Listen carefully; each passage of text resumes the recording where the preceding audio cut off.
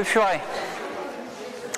Alors globalement, le furet, c'est ce qui est le plus simple à appréhender si vous voulez vous mettre à faire de la médecine des NAC, parce qu'en fait le furet, c'est un carnivore domestique. Donc en cela, il a énormément de points communs avec le chien et le chat, en termes de législation déjà, de prophylaxie, de sémiologie. Donc c'est ce qui se rapproche encore le plus d'un carnivore, enfin en tout cas d'un chien et d'un chat, parce que c'est un carnivore, en termes de sémio, d'examen clinique, de thérapeutique, de traitement antiparasitaire interne et externe. Donc on va suivre globalement le même plan que pour le lapin, recueil de l'anamnèse et des commémoratifs, et puis ensuite on va décrire l'examen clinique à distance et puis l'examen clinique rapproché, ainsi que tous les symptômes qu'il va falloir repérer dans votre démarche clinique. Alors, le furet, en fait, c'est la forme domestique du putois. Donc au départ, c'est un animal qui a été domestiqué en fait essentiellement pour la chasse. Parce qu'en fait c'est terricole, hein, ça va dans les terriers de lapins. Donc en fait à la base c'était vraiment un animal plutôt d'utilité et de chasse. Et puis globalement ça s'est développé après de plus en plus pour devenir un animal d'agrément. Donc il y a beaucoup de similitudes, alors tout simplement parce que c'est considéré par la loi comme un carnivore domestique et en fait il est soumis à la même législation que le chien et le chat. C'est-à-dire identification électronique obligatoire et puis vaccination anti-rabique à partir de la vaccination anti-rabique qui va s'effectuer à partir de 3 mois, avec mise en place d'un passeport européen pour les départs à l'étranger. Donc globalement, c'est pas très compliqué. Si vous connaissez la législation du chien et du chat, vous connaissez la législation du furet parce que c'est globalement superposable, car c'est du carnivore domestique.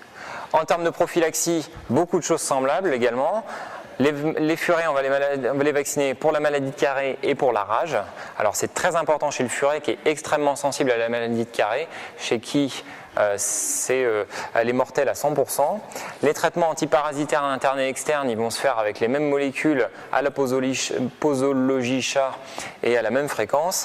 Et c'est des animaux qui vont être sujets au tartré et à la maladie parodontale et qu'on va être amené à détartrer quand ils vont commencer à arriver dans leur âge moyen.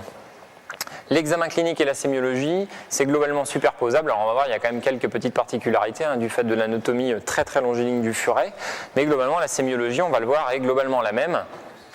Encore une fois, comme pour le lapin et les rongeurs, c'est un animal de petit gabarit. Et alors, en plus d'être de petit gabarit, c'est un animal qui a un métabolisme énergétique élevé. Donc, c'est-à-dire qu'en fait, à poids équivalent, il a 2 fois le métabolisme énergétique du chien.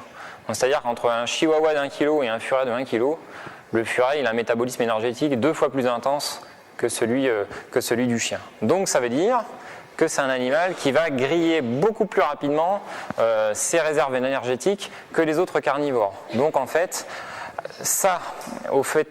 associé au fait que ce soit un animal de petit gabarit, encore une fois, c'est un animal qui va se dégrader rapidement suite à n'importe quel processus pathologique. Donc encore une fois, c'est une espèce qu'il faut essayer de voir rapidement en consultation parce qu'il se dégrade très très vite. Et en plus, ils sont sujets à pas mal d'affections pathologiques qui ont des évolutions assez aiguës et rapides, on va le voir.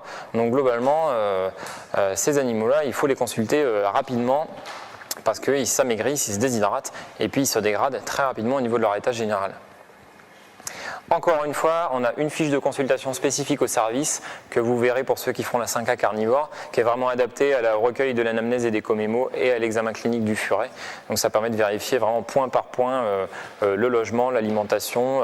Alors, encore une fois, l'examen clinique, on va le scinder en 3 étapes. Première étape, examen de la face, les yeux, truffes, muqueuses, cavité buccale, conduit auditif, symétrie de la face. Deuxième étape, examen du corps, de la queue, du tégument, auscultation thoracique, palpation abdominale et surtout, on va le voir, palpation des nœuds lymphatiques. C'est essentiel à faire chez le furet parce qu'un de leurs principaux types tumoraux, c'est les lymphomes.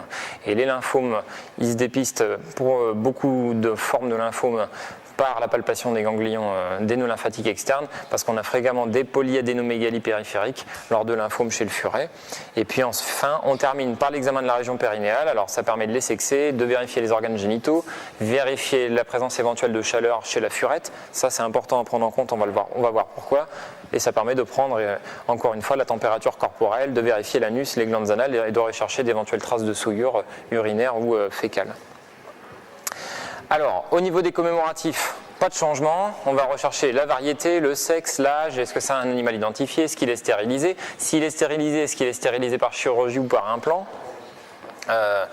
etc., etc. Alors, au niveau des variétés, alors ce qui est important à prendre en compte, c'est qu'il y a certaines races qui sont, certaines variétés qui ont des particularités. Alors, notamment les femelles angora et semi-angora.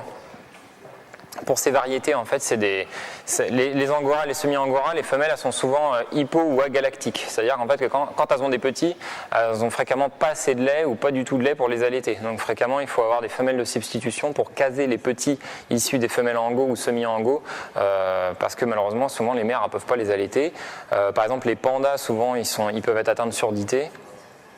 Panda, c'est celui de la photo là. Donc c'est celui qui a vraiment la coloration de panda blanc avec des colorations noires aux extrémités.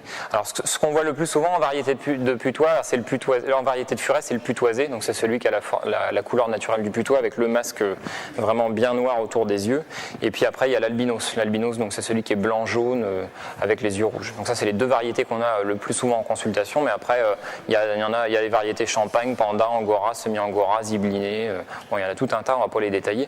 Bon, c'est important de vérifier la variété parce qu'il y a certaines variétés, donc certaines races, en fait, qui sont soumises à certaines pathologies particulières.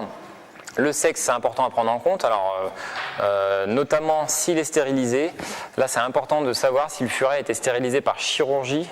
Donc on les stérilise par chirurgie exactement de la même façon que les chats, soit par castration par voie scrotale, soit par ovario-hystérectomie par la ligne blanche, ou est-ce qu'il a été stérilisé par un implant chimique. Donc c'est ce qui est de plus en plus conseillé chez les furets, parce qu'on s'est aperçu que la stérilisation chirurgicale, ça pouvait entraîner des dérèglements au niveau des glandes surrénales. Donc en fait, un furet stérilisé par chirurgie, il peut secondairement développer, généralement c'est 3 ans et demi après la stérilisation chirurgicale, ils peuvent développer des pathologies, notamment des tumeurs des surrénales, qui vont se traduire par des alopécies extensives au niveau de la région dorsolombaire. Donc en gros, c'est important de savoir s'il est stérilisé, s'il a été stérilisé, comment. Chez les femelles, c'est hyper important à savoir parce qu'une femelle non stérilisée, elle va être en chaleur à peu près du printemps jusqu'à l'automne, tant qu'elle n'est pas saillie. Donc une furette en chaleur non saillie, en fait, elle est en chaleur pendant plus de 6 mois. Et en fait, ça va entraîner un hyperœstrogénisme qui va leur entraîner une aplasie médulaire et une anémie régénérative et une alopécie. Donc la plupart du temps, il n'y a pas le choix, une furette pas stérilisée, c'est ou vous la faites saillir au moins une fois par an, ou il faut la stériliser rapidement. Mais c'est impossible de la laisser en chaleur en permanence parce qu'elle va en mourir. Donc ça c'est important de prévenir les propriétaires et puis de vérifier si vous avez une femelle, est-ce qu'elle est stérilisée et si elle ne l'est pas, depuis combien de temps elle est en chaleur. Parce qu'elle peut avoir un hyperœstrogénisme qui va compliquer, qui est parfois la cause de ces symptômes. L'âge, c'est important à prendre en compte parce qu'encore une fois, les furets âgés, ils sont plus prédisposés aux maladies dégénératives et tumorales, même s'il y a des maladies tumorales qui peuvent toucher des jeunes furets. L'identification électronique, alors normalement, elle est obligatoire, donc bon, évidemment, personne ne va aller le vérifier, mais normalement, ils doivent être identifiés. Donc par puce électronique, ça se pose exactement de la même façon que sur un chien ou un chat. C'est des puces, c'est les mêmes puces déjà, et en fait on va les poser au même endroit au niveau de la gouttière jugulaire gauche. Donc c'est les mêmes sites d'implantation avec les mêmes puces. Donc c'est le même fichier qui les enregistre. Donc là vraiment à ce niveau-là, il y a vraiment pas c'est vraiment pas compliqué. Et puis après la date et l'âge d'adoption. Donc ça permet surtout de savoir si le furet n'a pas été acheté trop tôt et trop tard, et savoir au niveau de son développement, et savoir s'il est bien socialisé et bien inhibé à la morsure. On vérifie aussi le statut vaccinal, donc on vérifie qu'il soit bien vacciné maladie de Carré, parce que chez le furet, c'est mortel à 100%, et ça se traduit généralement en début d'évolution par des problèmes respiratoires, en gros des rhinites avec des écoulements, des éternuements, avant d'entraîner l'atteinte au niveau d'autres épithéliums type digestif ou au niveau cutané. Et puis ensuite on vérifie les antécédents médicaux et les éventuels traitements qu'il a pu recevoir récemment ou par le passé. Alors, les furets, c'est à peu près comme les lapins, ça ne peut pas vivre en cage en permanence. Il faut avoir une pièce ou un endroit où vous pouvez les lâcher, ou voir, il y a même certaines personnes qui les promènent en laisse ou en harnais, qui les emmènent en balade à l'extérieur. Donc c'est pour cette raison que c'est hyper important de les faire vacciner, parce qu'ils peuvent très bien attraper la maladie de Carré pendant une balade si vous les emmenez dehors. Et puis c'est des animaux qui passent à peu près 3/4 de leur temps à dormir et le quart restant, ils sont hyper actifs et ils pensent qu'à faire des bêtises, à aller en gros se glisser dans tous les endroits possibles. Et alors, un truc important, c'est qu'il faut vraiment avoir une pièce qui est sécurisée et qui est ferrette proof. Parce qu'en eux, ils ont tendance à déchiqueter tout ce qui est petits morceaux de mousse, de caoutchouc ou de plastique. Et du fait de leur petit tube digestif, ils font des occlusions intestinales sur corps étranger très fréquemment. Donc ça, c'est une dominante pathologique chez eux. Et c'est hyper important de vérifier qu'il n'ait pas pu avoir accès à des morceaux, à des objets qui soient déchiquetables, soit des morceaux de mousse de canapé, des joints de porte-fenêtre, des plastiques, des jouets en caoutchouc pour chien ou chat. Parce qu'en fait, lui, il va les déchiqueter. Et le problème, c'est que ça ne passe pas correctement dans la tuyauterie. Donc globalement, il faut vérifier qu'on n'ait pas, qu'il soit sorti dans une pièce qui soit bien sécurisée et pour lequel il n'y ait pas ce type de danger. On va vérifier également la présence de congénères. Alors c'est des animaux, en fait, normalement le putois à l'état naturel c'est un animal solitaire, mais le furet en fait il a été sélectionné pour avoir des caractères assez juvéniles, donc il apprécie vraiment d'avoir de la compagnie d'autres furets. Et évidemment il y a des maladies qui sont contagieuses, parasitaires, virales ou bactériennes qui peuvent se transmettre de furet à furet. Donc c'est important de vérifier que ça ne soit pas un animal qui vive en collectivité et puis qu'on ne puisse pas avoir d'autres furets qui soient malades en parallèle ou par la suite en plus de celui que vous avez reçu en consultation. Et puis on va vérifier la présence éventuelle d'autres animaux, sachant que les furets ils peuvent se mélanger avec les chiens et les chats quand ils sont tolérants entre eux, mais on ne doit pas les mélanger avec les lapins et les rongeurs, parce qu'en fait c'est des proies naturelles pour le furet. Et ça, même un furet bien domestiqué, ça reste un lapin ou un rongeur, ça restera toujours une proie pour lui. Donc en fait normalement on peut les élever avec les autres carnivores, mais pas avec les lapins et les rongeurs. Donc on vérifie la présence éventuelle d'autres animaux. Encore une fois, parce qu'on a des affections parasitaires qui peuvent passer du chien au chat au furet. Alors notamment les puces et la gale d'oreille, on va le voir, qui est la principale forme de gale, la principale affection parasitaire de l'oreille du furet. Alors au niveau alimentation, là encore, c'est important à prendre en compte. Il n'y a pas vraiment de consensus à ce sujet actuellement, mais il y a beaucoup d'écoles, on va dire, de pensée au niveau de l'alimentation du furet. Alors il y a les gens qui veulent pas se prendre la tête et qui veulent nourrir à pas cher, donc qui nourrissent aux croquettes. Alors en fait c'est pas l'avantage des croquettes, c'est que c'est généralement pratique, c'est sec, donc c'est assez hygiénique, c'est facilement stockable. Alors le problème du furet, c'est que c'est un carnivore strict. Donc lui, il a vraiment besoin d'un taux de protéines très important dans son alimentation. Normalement, c'est à peu près 35% minimum de la matière sèche de l'alimentation. Il a besoin d'un taux de glucides et de fibres le plus bas possible. Et on pense que un taux de glucides ou de fibres trop élevé dans l'alimentation, ça prédispose aux affections pancréatiques, et notamment aux insulinomes, et que ça peut prédisposer également à l'apparition de maladies inflammatoires chroniques des intestins.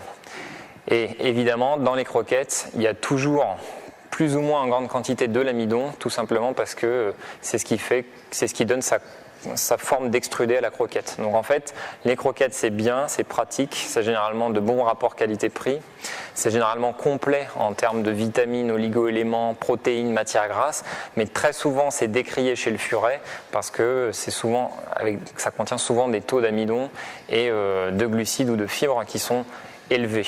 Donc il y a beaucoup d'éleveurs qui nourrissent soit avec des proies entières, c'est-à-dire qui nourrissent au poussin décongelé. Donc ça ne doit pas vous offusquer si vous recevez en consultation un furet qui est nourri au poussin, comme vous avez sur la photo de droite, parce qu'il y a des éleveurs qui nourrissent qu'au poussin, et un furet ça mange à peu près entre 3 et 5 poussins par jour. Donc l'avantage du poussin, c'est que c'est ce qui se rapproche le plus de son alimentation naturelle. En gros, dans la nature, ça mange des lapins, des rongeurs, et puis après, en gros, un peu ce que ça trouve, quoi. En gros, des amphibiens, des petits oiseaux, sûrement peut-être un peu de cadavres, bon, ça c'est plus dur à objectiver, mais globalement, ça mange en gros des alimentations très riches en protéines, et ça mange en gros des proies entières complètes avec tout, le squelette, les poils, les plumes. Donc en fait, il y a beaucoup d'éleveurs qui nourrissent les furets avec des proies entières, tout simplement parce que c'est ce qui se rapproche le plus en fait de l'alimentation naturelle. Alors le problème c'est le stockage, il faut respecter la chaîne du froid, il y a un risque de salmonellose, et puis alors le furet en plus ses particularités c'est qu'il fait 7 à 9 petits repas par jour, donc il en laisse toujours un petit peu pour revenir le manger plus tard, et il fait souvent des stocks de nourriture, c'est-à-dire qu'il prend de la nourriture qu'il va planquer dans des endroits où vous ne pouvez pas les trouver. Donc quand c'est des croquettes c'est pas très grave, quand c'est des morceaux de poussin, au niveau hygiénique c'est plus compliqué quoi. Et alors après il y a les gens qui nourrissent avec des rations ménagères ou alors avec du barf, donc c'est bone and raw food, donc en fait c'est des rations ménagères qui sont faites à base en gros de viande crue, d'os, et puis de compléments minéralo-vitaminés qui sont mélangés avec. Donc en fait, il y a un petit peu de toutes les écoles de pensée, alors avec les avantages et les inconvénients de chacun. Les avantages des croquettes, c'est que ça se stocke facilement, c'est pratique, mais c'est trop riche en glucides. Et puis alors les avantages de la ration ménagère et du poussin, c'est que c'est plus proche sur le plan nutritionnel de ce que le furet va manger dans la nature, mais il faut faire la popote. Et puis en plus, ça se dégrade plus rapidement que des croquettes. Donc pour un animal qui mange 8 à 9 mois par jour, Qu'est-ce qu'on peut conseiller du coup comme ration ménagère, et ben en pratique, et ben généralement en fait c'est de la viande soit du poulet ou de la dinde. Généralement c'est de la viande de volaille. Si ça t'intéresse, il y a des recettes, tu peux passer au service, j'ai les recettes toutes faites. Il y a un site ben moi je leur dis idéalement c'est un peu des deux quoi. Donc idéalement c'est ni complètement de la croquette, ni forcément complètement. En fait je leur dis que s'ils donnent que des croquettes, je leur dis qu'il faudrait qu'ils donnent autre chose à côté quoi. Voire même. Ouais, de la viande. Alors souvent c'est de la viande blanche, c'est volaille d'Inde. Et alors souvent il faut que tu complémentes. En fait les rations ménagères, généralement c'est de la viande de volaille. Et généralement tu complémentes avec des compléments minéralo-vitaminés parce que la viande c'est hyper pauvre en calcium et en vitamines. Donc en fait il faut complémenter avec des compléments. Et puis il faut complémenter avec des oméga 3. En fait, la plupart du temps, il faut compléter avec des acides gras essentiels parce que c'est pareil, dans la viande, tu n'en as quasiment pas. Donc il faut complémenter avec de l'huile de poisson gras ou de l'huile végétale riche en acides gras essentiels. Donc la plupart du temps, si tu as des recettes après, alors il faut se méfier parce que sur Internet, tu as énormément de recettes de particuliers qui font tous leur popote et qui ont tous leurs propres recettes et en fait, c'est plus ou moins bien suivi quoi. Donc en fait quand je reçois un client, je vérifie s'il donne que des croquettes, je lui fournis des recettes en lui disant que idéalement il faudrait qu'il donne un peu autre chose à côté. Et puis après on a des marques de croquettes à favoriser puis d'autres à éviter. La plupart du temps c'est des croquettes chatons ou furet et il faut vérifier que au niveau composition le taux de glucides et de fibres il soit le plus bas possible et que le taux de protéines et de matière grasse il soit assez important. Donc généralement c'est 20% de matière grasse, 35% de protéines et idéalement le taux de glucides il ne devrait pas dépasser 10% mais ça c'est très compliqué à réaliser avec des croquettes. Et le taux de fibres, normalement, ça doit être 1 à 3%, mais là c'est pareil, c'est très compliqué. Il y a des croquettes qui ont des taux de fibres très importants. Donc il faut vraiment bien regarder l'analyse du paquet, puis il faut vérifier que dans les composantes des ingrédients, les 2 premiers ingrédients de la liste, ça soit des aliments d'origine animale, quoi. Il faut vraiment que les protéines soient d'origine animale et pas d'origine végétale.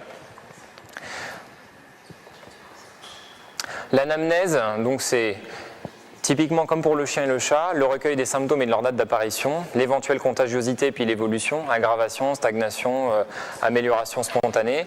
Et puis on va vérifier encore une fois l'appétit, la prise de boisson et puis l'aspect des selles et des urines, sachant qu'un furet ça mange 7 à 9 fois par jour, donc ça fait 7 à 9 crottes par jour. Donc un furet pareil qui n'a pas fait ses 6 ou 7 crottes par jour, c'est pas normal. Normalement ça a un transit digestif très très rapide, c'est 3 à 4 heures. Donc normalement, en gros la plupart du temps ça dort, ça se réveille, ça va faire ses besoins, ça mange. Ça se balade, ça fait sa crotte, ça retourne dormir. En fait, c'est comme ça tout le temps, quoi. Donc, tu vois, ils ont vraiment ils passent 3 quarts de leur temps à dormir et le quart restant, c'est manger et puis et déféquer, quoi. Donc, globalement, un furet qui ne fait pas de crotte depuis 24 heures, c'est pas normal du tout parce que leur transit digestif est très rapide. Donc, en 3-4 heures, normalement, ils font des crottes très très fréquemment. Donc, généralement, c'est des espèces de petites crottes un peu comme des crottes de chien ou de chat, mais enfin, souvent, c'est un petit peu, ça dépend évidemment de l'alimentation, mais souvent, c'est un petit peu plus mou. Et puis, les urines, c'est des urines classiques jaunes. Il n'y a pas beaucoup de changements à ce niveau-là. C'est le même aspect macroscopique que les urines des autres carnivores. Alors on commence d'abord par l'examen clinique à distance. Alors là, la seule info vraiment importante à retenir, c'est qu'un furet, normalement, sur la table de consultation, ça a toujours un comportement exploratoire. Donc normalement, c'est toujours en mouvement sur la table de consultation et ça va toujours chercher à explorer, à renifler. Un furet qui est apathique dans sa boîte, c'est pas normal du tout. Normalement, un furet, ou alors c'est qu'il sort de sa sieste, mais normalement, ça doit toujours être en mouvement.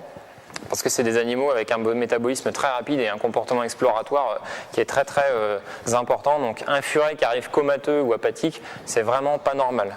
Et ils ont vite tendance comme ils ont un métabolisme énergétique assez rapide, ils se dégradent très rapidement dès qu'ils sont malades et c'est très facilement repérable par le client parce qu'il voit vraiment que le furet a un changement complet de comportement entre avant et puis après. Donc on va rechercher surtout ça.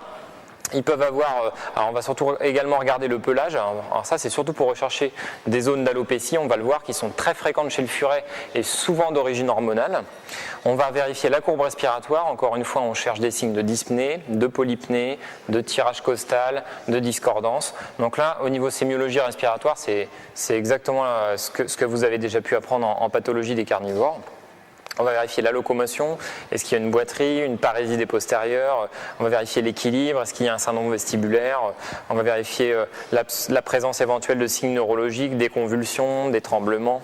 Donc c'est un animal normalement qui est vif, avec un fort comportement exploratoire. Et alors, chose à savoir, ils n'ont pas la notion de vide. Hein. Donc les bouts de table et les balcons, pour eux, ils ne comprennent pas qu'il y a un trou, qu'il y a un trou juste derrière. Donc en fait, il faut faire attention parce qu'arrivés en bout de table, ils ne font pas attention et ils peuvent tomber. Donc faites attention quand vous les examinez.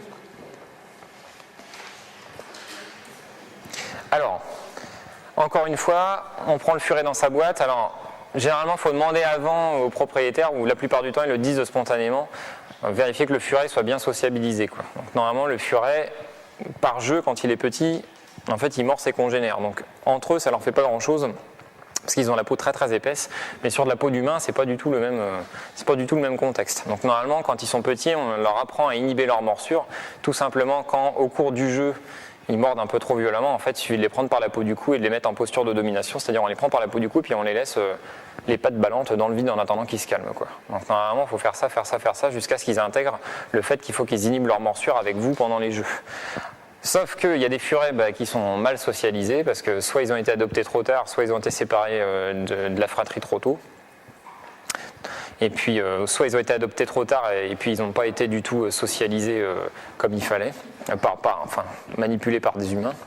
Donc en fait, du coup, il y en a certains qui sont agressifs en fait naturellement parce qu'ils vont chercher à mordre direct à l'ouverture de la boîte. Donc la majeure partie du temps, ça se passe pas comme ça. La majeure partie du temps, les furets qu'on reçoit, ils sont bien sociabilisés et ils mordent pas spontanément. Donc il faut se méfier quand même. Demandez au moins au propriétaire si au niveau comportement, il est sympa avec les étrangers et puis avant de le prendre. Une fois que vous l'avez saisi, donc la plupart du temps, on les attrape tranquillement dans la paume des mains. Pour les immobiliser complètement, on peut les tenir tout simplement par la peau du cou en attendant qu'ils se calment.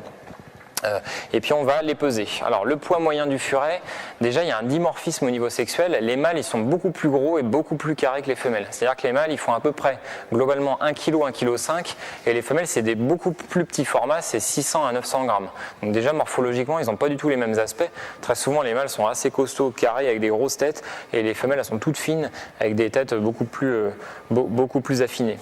Et en plus, ils ont des variations de poids saisonnières, c'est-à-dire qu'entre l'été et l'hiver, ils peuvent avoir une variation de poids d'à peu près 30% de leur poids entre le poids d'hiver et le poids d'été. C'est simplement lié au fait que le putois, qui est la forme en fait sauvage du furet, il a des variations saisonnières de poids entre l'été et l'hiver. Et simplement, en fait, il fait des stocks de graisse pour pouvoir passer l'hiver correctement. Donc, en fait, chez le furet, cette particularité-là, elle est toujours présente. Donc, une variation saisonnière de poids chez un furet, c'est normal. Hein. L'état d'embonpoint, c'est palpation des côtes et du rachis. Donc, un furet, ça s'amaigrit très vite. Et généralement, l'amaigrissement, ça se repère très bien. C'est ce que vous avez sur la photo en bas à gauche. C'est des furets avec des rachis et des côtes très très saillants, visuellement et à la palpation. L'état d'hydratation, c'est plis de peau, enfoncement des globes oculaires. Donc là, en bas à droite, vous avez un furet âgé qui avait une insuffisance rénale avec un pli de peau très important lié à une déshydratation extracellulaire. Les yeux et les annexes oculaires, alors là, à contrario par rapport à ce qu'on a vu chez le lapin, il y a assez peu, on va dire, la sémiologie oculaire chez le furet, enfin en tout cas, pour ce qui est de la pathologie, c'est beaucoup moins diversifié. Ils font beaucoup moins de problèmes oculaires que les lapins et les rongeurs. Eux, leurs principaux problèmes ophtalmo, c'est la cataracte, parce que la cataracte du furet, elle peut être génétique et liée à un gène autosomal récessif. Donc ça, c'est assez fréquent chez les furets. Ils peuvent avoir éventuellement des conjonctivites, des kératites, des ulcères, des lymphomes avec des localisations oculaire. Bon, globalement, là je ne vais pas trop détailler parce que l'ophtalmo du furet c'est beaucoup moins riche et beaucoup moins intéressant que celle du lapin. Retenez que la cataracte c'est quand même assez prédominant chez eux et puis certaines formes de conjonctivite. En tout cas, l'examen ophtalmo il se fait de la même façon. C'est un examen à l'ophtalmoscope avec des mesures de PIO, test à la fluo, test de Schirmer. C'est quoi l'espérance de vie d'un furet ? 8 à 10 ans. Voilà.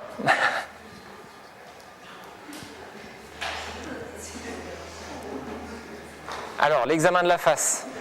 Alors, c'est surtout pour rechercher des défauts de symétrie et puis des... Oui, je détaille pas en fait tout ce qui est trop anatomie et physio parce que là, malheureusement, on n'a pas le temps. Normalement, ça va être fait au cours de 2e et de 3e année maintenant. Donc, normalement, ils ont de l'anat et de la physio d'ENAC en 2e année, les examens cliniques en 3e année et la patho en 4A. Et pour vous, comme vous arrivez un peu... comme vous êtes déjà en 4A, là, on va surtout faire l'examen clinique. Donc, la longévité, 8 à 10 ans. L'examen de la face, alors on va surtout rechercher des défauts de symétrie ou des masses. Alors on va rechercher des gonflements qui peuvent correspondre soit à des hyalocèles, donc en gros des inflammations de glandes salivaires. Alors chez le furet, la glande salivaire qui est le plus fréquemment impliquée dans les hyalocèles, c'est la zygomatique. Donc, généralement ça fait des gonflements de la face unilatérales faciles à objectiver. Les abcès dentaires. Donc là, qui n'ont pas du tout la même origine que chez le lapin. Là, vraiment, c'est des problèmes infectieux suite à des maladies parodontales et puis des gingivites chroniques avec des infections et puis de la plaque dentaire en grande quantité, voire des tumeurs. Alors là, comme on a sur la photo, ça c'est un furet qui avait un carcinome buccal infiltrant à la mandibule. Et on va vérifier également la truffe et les narines. Alors, ils peuvent avoir du jetage, les furets, et les causes de rhinite chez le furet. Alors, il faut penser maladie de Carré, parce qu'ils sont sensibles à la maladie de Carré et dans les premiers stades d'expression clinique, ça donne des atteintes respiratoires. Et puis, ils sont également sensibles à la grippe humaine. Donc en fait, ça peut se transmettre de l'homme au furet et ils peuvent attraper la grippe. Donc avec les mêmes symptômes, hyperthermie, problèmes respiratoires, puis bon, anorexie derrière. Donc en fait, les problèmes respiratoires du furet, alors il y a aussi des problèmes bactériens, mais là, il y a également des problèmes vraiment purement viraux, maladie de Carré, puis influenza. L'examen de la truffe et des muqueuses, la sémiologie elle est exactement la même que chez le chien et le chat. En gros, globalement, les muqueuses elles doivent être rosées et le temps de recoloration capillaire inférieur à 2 secondes. Donc en gros, on regarde de la même façon les babines et on va appuyer avec le doigt pour vérifier le TRC. Donc là, pas de changement. Et au niveau sémiologie, c'est pareil. Des muqueuses pâles, c'est une anémie. Des muqueuses jaunes, c'est un ictère, avec éventuellement une infection hépatique sous-jacente. Des muqueuses bleues, c'est une cyanose. Alors, ça peut être lié à plein de maladies, une cardiopathie, une maladie respiratoire, et puis une hyperémie, des muqueuses très rouges, ça peut aller de pair avec une hyperthermie, un état de choc, un coup de chaleur, et la truffe doit toujours être rose et humide. Alors chez certaines variétés, c'est légèrement pigmenté, la plupart du temps, ils ont une truffe rose, et ce qui est toujours un petit peu humide, et on va en fait la regarder exactement comme vous regarderiez les muqueuses et interpréter la coloration de la même façon. Donc là, vraiment, il n'y a pas de changement, c'est du chien-chat à ce niveau-là. La cavité buccale, alors pour la regarder, c'est pas toujours évident, parce qu'ils ont une petite tête et ils ont horreur quand les trifouillent au niveau de la bouche. Donc la plupart du temps, pour leur ouvrir spontanément la gueule, il suffit de les tenir par la peau du cou et de les mettre en posture de domination, et généralement ils se mettent à bâiller naturellement. Donc en fait, ça vous permet de faire un petit examen assez rapide de la gueule pour déjà repérer la présence de tartre, de fractures dentaires, d'une masse. Alors, si vous voulez faire un examen plus rapproché, il faut ouvrir la bouche, donc soit en appuyant avec un doigt sur la mandibule et la faire descendre, soit en appuyant à 2 doigts de chaque côté de la gueule pour le forcer à ouvrir. Alors il y a des furets qui n'aiment pas ça et qui chiquent, donc méfiez-vous. Donc la plupart du temps ils bâillent, donc ça permet déjà de faire un examen assez rapide, juste en les tenant par la peau du cou. Et leur formule dentaire, c'est une formule dentaire de carnivore, donc là c'est pas du tout la formule dentaire de lapin ni de rongeur, c'est 3-3-1-1, 3-3-1-2, donc au total il a 34 petites dents très pointues et tranchantes qui lui permettent la mastication des proies. Les principales anomalies dentaires, c'est le tartre et les fractures dentaires. Alors notamment les fractures de crocs, parce qu'ils ont des crocs assez longs et assez fins, et comme ils ont tendance à chiquer un petit peu, à s'en servir très souvent pour déchiqueter un peu ce qui passe, en fait ils ont tendance à facilement se dévitaliser les crocs ou à se les fracturer. Donc en fait les fractures de crocs ou alors les chutes d'incisives d'origine traumatique, c'est hyper fréquent chez le furet, ça ne nécessite pas forcément un traitement sauf quand la dent se dévitalise, et le tartre c'est pareil, c'est une dominante au niveau bucco-dentaire, dans tout ce qui est affection, parce qu'ils ont tendance à faire du tartre et de la maladie parodontale. Alors souvent, on peut en avoir même déjà des fois dès 4 à 5 ans, ils peuvent avoir du tartre et avec des complications de gingivite, de récession gingivale, d'absédation. Donc auquel cas, ça se gère avec des détartrages et puis des polissages et puis des traitements antibiotiques, comme pour les autres carnivores. On peut avoir des fois des masses buccales, donc tumeurs buccales, sialocèles. Alors en photo, ça donne ça. Donc en gros là vous avez les principaux types d'atteinte de la bouche du furet. Alors en haut à gauche le tartre dentaire, alors souvent on en a sur les crocs et sur les prémolaires. On peut avoir aussi les fractures de croc, comme sur la photo du milieu, où il manque le croc supérieur droit. Donc là c'était traumatique, c'était un furet qui est tombé dans une cage d'escalier puis qui s'était fait un pneumothorax et puis une fracture d'un croc puis une plaie labiale. On peut avoir des tumeurs buccales, comme la photo en haut à droite, où là vous avez donc c'est le même furet que la photo précédente, donc c'est un furet qui a un carcinome infiltrant la mandibule. On peut avoir des dévitalisations dentaires, donc généralement c'est des dents qui deviennent marron noir, c'est ce que vous avez sur la photo en bas à droite. Et puis là je vous ai mis juste en photo en bas à gauche un furet qui avait une fistule oronasale qui était liée à une électrocution. En fait il avait mangé un câble électrique, il s'était pris un coup de jus.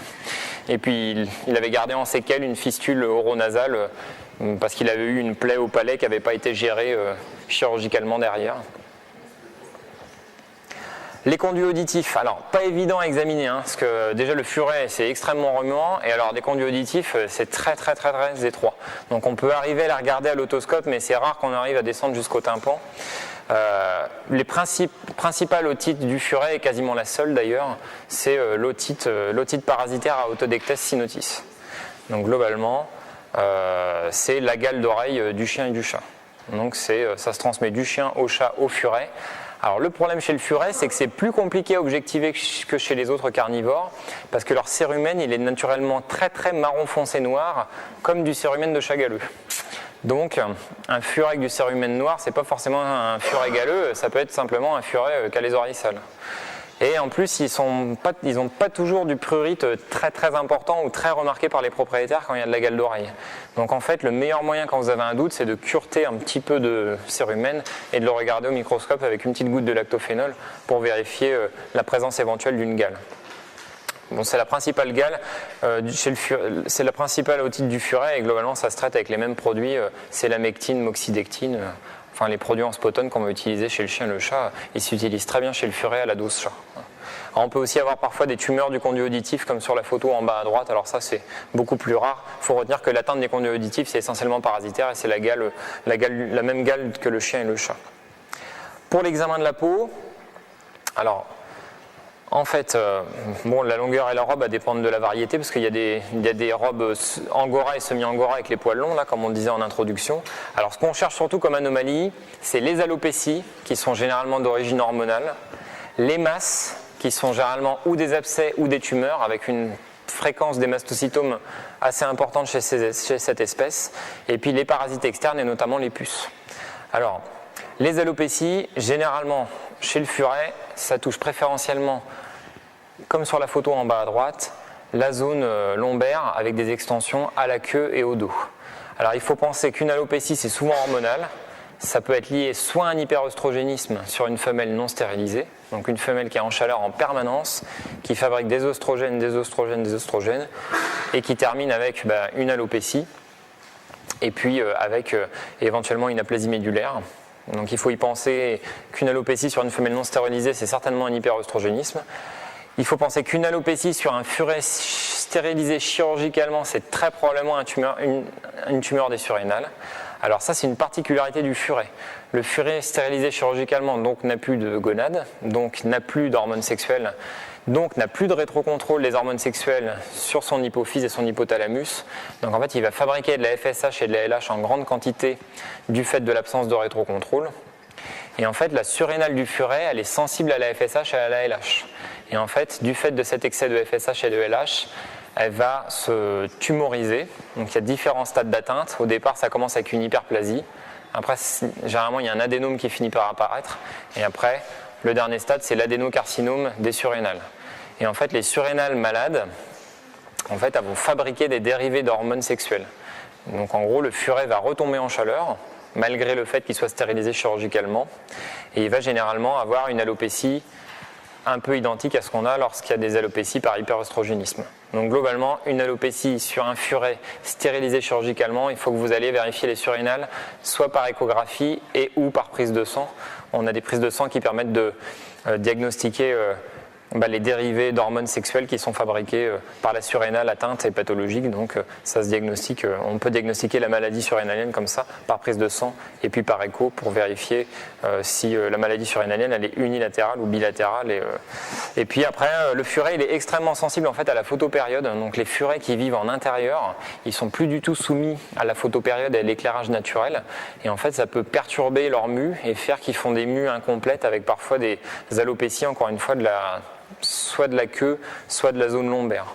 Donc parfois c'est pas une affection hormonale, simplement c'est un furet qui est élevé en intérieur et puis qui, du fait d'un éclairage artificiel qui est aussi long l'été que l'hiver, qui va faire une mue incorrecte avec des zones d'alopécie persistantes.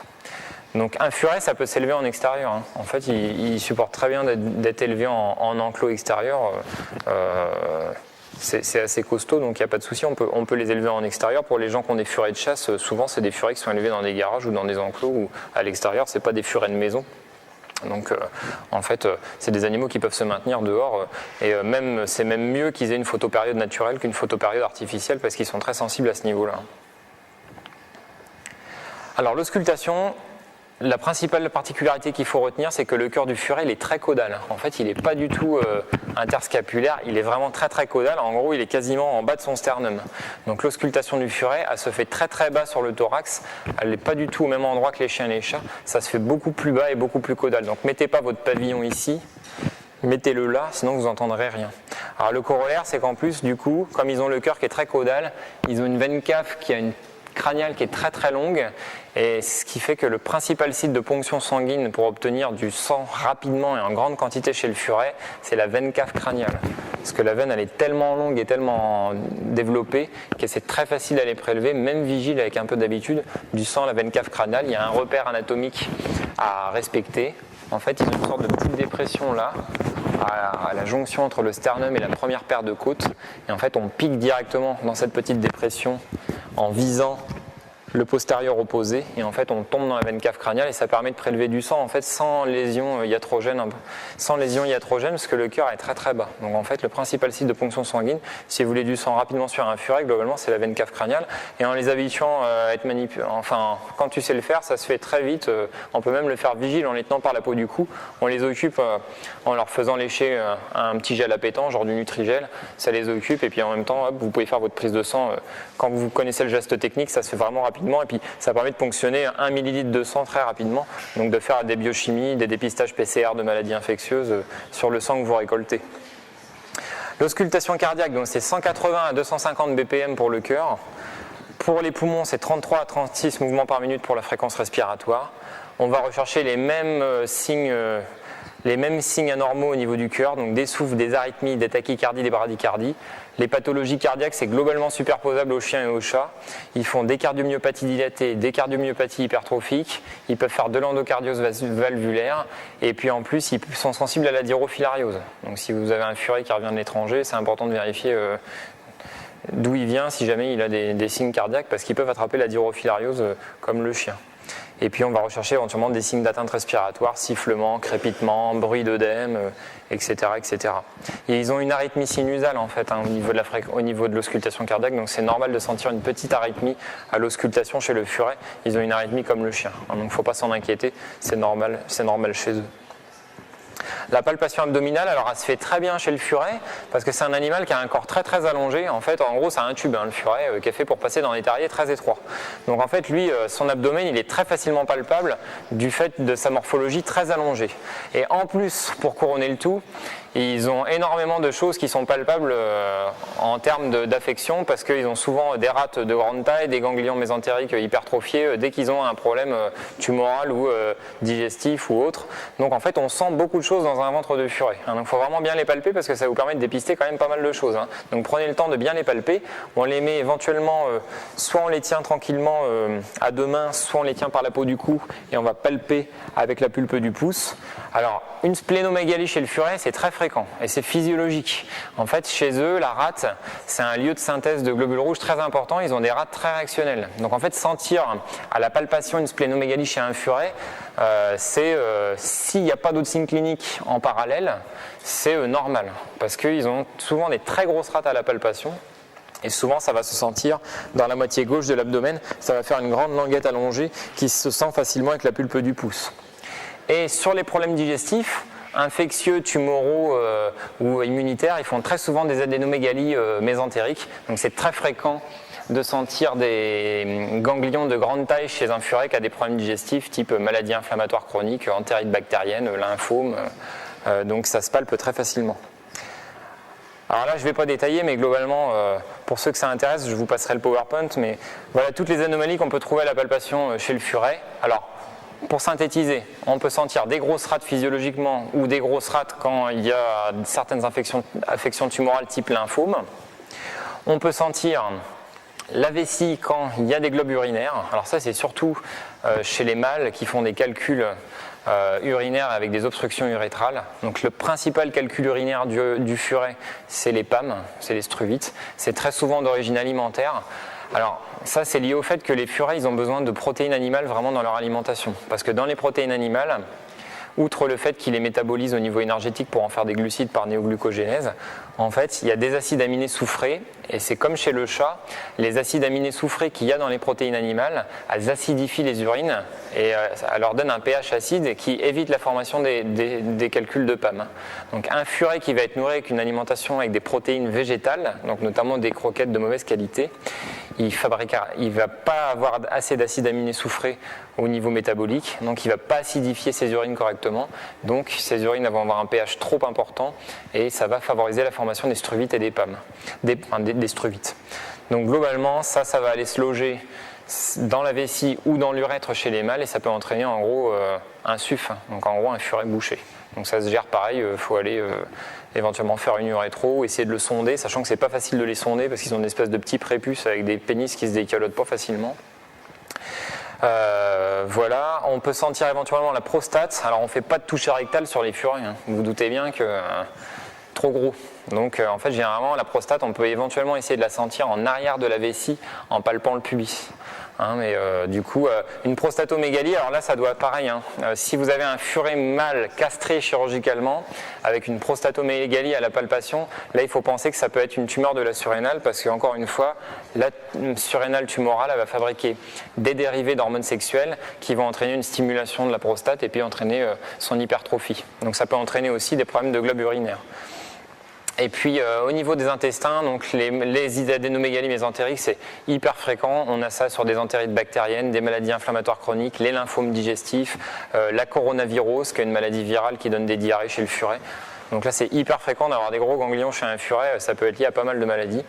Ils peuvent faire des dilatations gastriques, comme le chien et le chat, soit sur des corps étrangers, par exemple, avec des abdomens aigus.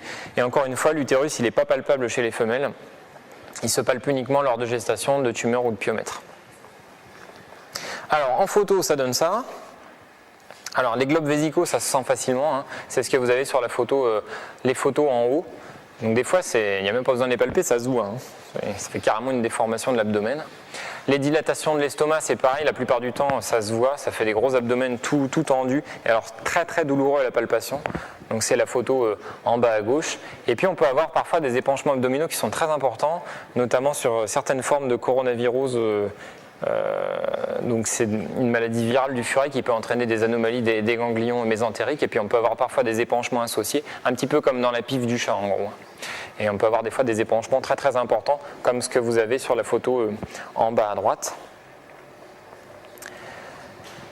La palpation des nœuds lymphatiques externes, alors ça c'est essentiel aussi. Palpez bien tous les ganglions internes et externes chez les furets parce que la prédisposition de cette espèce au lymphome elle est telle que il faut suspecter ça sur tout furet. Il faut vraiment vérifier les nœuds lymphatiques externes sur tout furet qui vient pour une baisse de forme parce qu'ils peuvent avoir des formes de lymphome très jeunes, des fois à partir de 18 mois, voire vers plus vieux, vers 5 ou 6 ans. Donc ça peut toucher aussi bien des jeunes furets que des furets âgés. Donc c'est très important d'aller vérifier les ganglions mandibulaires, les prescapulaires, les axillaires, les inguinaux, les poplités. Donc vérifiez bien tous ces ganglions-là, parce que quand il y a un lymphome, il y a très fréquemment des polyadénomégalies périphériques qui peuvent toucher plusieurs de ces ganglions. Donc vérifiez-les bien, parce que des ganglions de Furet, normalement ça ne se palpe pas physiologiquement, mais par contre quand c'est pathologique, ça se sent bien. Ça fait vraiment des grosses masses, des grosses patates, notamment sur les mandibulaires et les prescapes, et ça se sent très très bien. Donc vraiment palpez-les. Par contre faites gaffe quand même, parce que faites attention, parce que les Furets, ils ont une espèce de petites poches de gras, souvent un peu comme les chats, en région inguinale, et puis parfois en région axillaire, et ça si vous n'avez pas trop l'habitude d'en palper, vous pouvez confondre ça avec des ganglions. Donc il faut faire attention, parce que des fois des Furets un peu gras, on a l'impression de sentir des ganglions, mais en fait c'est de la graisse. Donc normalement des vrais ganglions, c'est ovoïde, c'est des masses rondes, dures, une forme de ganglion. Donc c'est ce que vous avez sur les photos 1, 2, 3, ganglion mandibulaire, donc nœud lymphatique mandibulaire, nœud lymphatique prescapulaire et nœud lymphatique poplité augmenté de volume dans les 3 cas où c'était donc des lymphomes. Une adénomégalie localisée, alors là c'est plutôt une infection locale avec une hypertrophie réactionnelle du ganglion ou une infiltration métastatique d'une tumeur située à proximité. Donc globalement on est sur la même sémio que chez le chien. Les organes génitaux et les mamelles. Alors, le mâle a un pénis évidemment, la femelle a une vulve, donc là c'est pas très compliqué jusque là. Le sexage il est très facile, c'est comme chez les chiens, les femelles elles ont une vulve située à proximité de l'anus et les mâles en fait ils ont un pénis qui est logé dans un prépuce et logé en arrière du nombril. Donc le sexage il se fait même très très jeune, chez les Furets à partir de quelques jours. On peut les regarder puis déjà les sexer mâle ou femelle parce que en gros les femelles elles ont un petit bourgeon sexuel près de l'anus et les mâles ils ont un petit bourgeon sexuel près du nombril. Donc le sexage il se fait vraiment facilement, les doigts dans le nez. Et puis ils ont un os pénien les mâles. Donc ça faut le savoir, si vous faites une radio, vous allez voir l'os pénien à la radio, c'est normal, il y a un os pénien chez le Furet. Donc il ne faut pas s'en inquiéter, c'est pas une anomalie radiographique. Et les femelles en chaleur, alors les signes de chaleur chez le Furet, c'est à connaître. Si vous faites du Furet, c'est uniquement une hypertrophie de la vulve. Il n'y a pas d'écoulement chez le Furet normalement quand il est en chaleur. Donc normalement c'est une vulve qui gonfle de volume et parfois ça devient vraiment, des fois ça devient vraiment très hypertrophié, ça fait 2 grosses lèvres très œdémaciées, mais normalement sans perte. S'il y a des pertes, il faut que vous suspectiez une vaginite, une métrite, une hyperplasie glandulokystique, une tumeur, enfin une affection vraiment génitale. Normalement, il n'y a pas de perte pendant les chaleurs. Alors, ce qu'on va chercher, donc, c'est au niveau de la vulve une éventuelle hypertrophie. Donc, une hypertrophie de la vulve sur une femelle stérilisée chirurgicalement, il faut penser que c'est sûrement une maladie surrénalienne. Donc, avec une surrénale malade qui fabrique des hormones et qui fait retourner la femelle en chaleur. Des pertes vulvaires, donc suspecter une vaginite ou une métrite, et puis une mamite. Alors là, les mamites, c'est souvent alors les femelles, en fait, elles ont 4 paires de mamelles. Les mamites, c'est souvent lié à l'allaitement. C'est des petits qui tirent sur les mamelles, et puis comme elles les allaitent au moins un mois, en fait, au bout d'un mois, ils sont déjà assez gros et ils tirent sur. Des fois, ils têtent de façon trop importante, et puis souvent, c'est des mamites d'origine traumatique avec des surinfections bactériennes derrière. Donc, c'est souvent des femelles reproductrices à l'allaitement. L'anus et les glandes anales. Alors là pour le coup il y a vraiment des vraies glandes anales individualisées avec un petit canal excréteur qui débouche à proximité de l'anus comme chez le chien et le chat. Donc là c'est différent du lapin, ils peuvent faire des absédations des glandes anales. Le retrait des glandes anales par chirurgie, c'est interdit en fait. Le déglandage des Furets, là, donc vous en avez peut-être déjà entendu parler. Retirer les glandes anales en prévention, alors déjà c'est interdit parce qu'on n'a plus le droit de pratiquer ce type d'intervention. Et puis deuxièmement, ça réduit pas du tout leur odeur corporelle. En fait, leur glande, il est vide uniquement, un peu comme les putois ou tous les mustélidés. En fait, il est vide uniquement quand il y a un gros stress ou vraiment une grosse agression. Donc en fait, l'odeur du Furet, c'est pas lié à ses glandes. Son odeur un peu forte, en fait, c'est lié à sa peau. C'est ses glandes sébacées qui fabriquent un sérum qui est très odorant, notamment chez les mâles et notamment chez les spécimens pas stérilisés. Donc en fait, le meilleur moyen de réduire l'odeur d'un Furet, c'est de le stériliser et de le stériliser tôt. Donc généralement, on les stérilise vers 5 à 6 mois, voire on peut même les stériliser dès 4 mois pour les mâles, ou les mâles et les femelles, on peut même les stériliser à partir de 4 mois par implant. Donc on leur met des implants hormonaux pour réduire leur odeur corporelle. Donc en fait le retrait des glandes anales il n'a aucun intérêt sauf si vraiment il y a une affection de type tumoral derrière, auquel cas là si vraiment il y a une justification thérapeutique là c'est intéressant, mais ça c'est ni autorisé ni utile d'aller retirer les glandes anales chez le Furet pour diminuer son odeur parce que son odeur elle est vraiment liée à sa peau et à ses glandes sébacées. Donc au niveau de la région périnéale, ce qu'on va rechercher, c'est éventuellement des traces de diarrhée. Les affections digestives du furet, c'est une dominante pathologique. Ils font beaucoup de problèmes digestifs qui peuvent se traduire par des vomissements et ou de la diarrhée. Ils peuvent avoir des entérites bactériennes à Campylobacter, Salmonella, Lawsonia.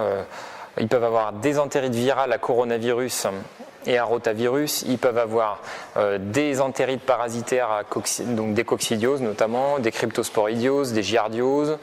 Ils peuvent être porteurs des mêmes vers intestinaux que les chiens et les chats. Ils peuvent avoir des lymphomes intestinaux ou touchant les ganglions mésentériques. Ils peuvent avoir des maladies inflammatoires chroniques de l'intestin. Donc en fait, leur pathologie digestive, en gros, tout ça pour dire que leur pathologie digestive, elle est extrêmement riche et variée. Donc en fait, la diarrhée et les vomissements, c'est un signe très fréquent, c'est un motif très fréquent de consultation chez le furet. Puis parfois, ça peut même être lié à des corps étrangers qui ont été ingérés.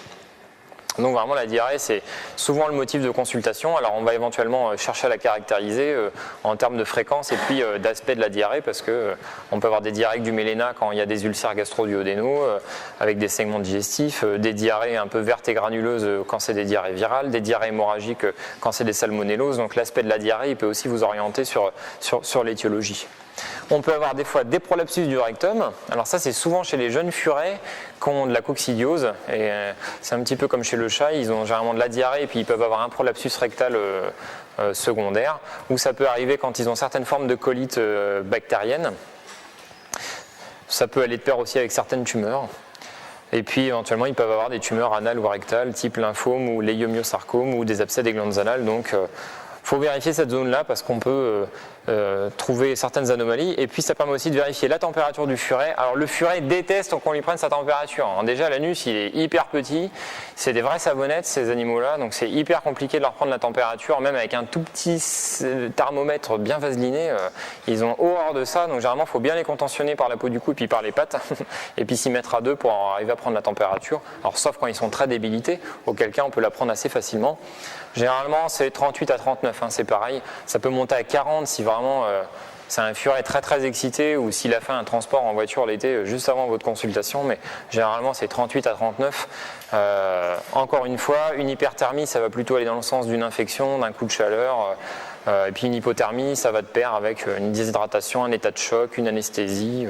Donc à ce niveau-là, il n'y a pas beaucoup de changements. En tout cas, c'est important pour vraiment diagnostiquer certaines maladies infectieuses. Donc, essayez de prendre la température, même si ces animaux-là sont pas très réceptifs à la prise de température. En conclusion, alors ça, c'est vraiment un AC à connaître, donc un AUI à connaître parce que c'est quand même très fréquemment rencontré en consultation. Et globalement, honnêtement, la prise en charge, c'est globalement celle d'un chien ou d'un chat. Donc, c'est vraiment l'espèce la plus facile à appréhender au niveau des NAC parce que sa prise en charge elle est très proche, la législation est la même et en gros en termes de traitement antibiotique, antiparasitaire, anti-inflammatoire ou alors à visée digestive ou autre, c'est exactement les mêmes molécules à la posologie chat. Donc globalement c'est pas très compliqué. Si vous connaissez bien si vous connaissez bien votre pharmaco pour le chien et les chats, normalement il n'y a pas de souci. Au niveau du furet, il n'y a pas beaucoup de changements à ce niveau-là pour la plupart des molécules qu'on va utiliser. Les principales différences à l'examen clinique, c'est l'auscultation cardiaque et la palpation abdominale qui ne se font pas au même endroit pour l'auscultation et qui se font de façon un petit peu différente pour la palpation abdominale et pour lesquelles on recueille des symptômes un petit peu différents. Et encore une fois, plus vite vous les voyez, mieux c'est parce qu'ils se dégradent très vite en raison de leur petite vitesse et puis de leur métabolisme énergétique. Voilà, merci de votre attention.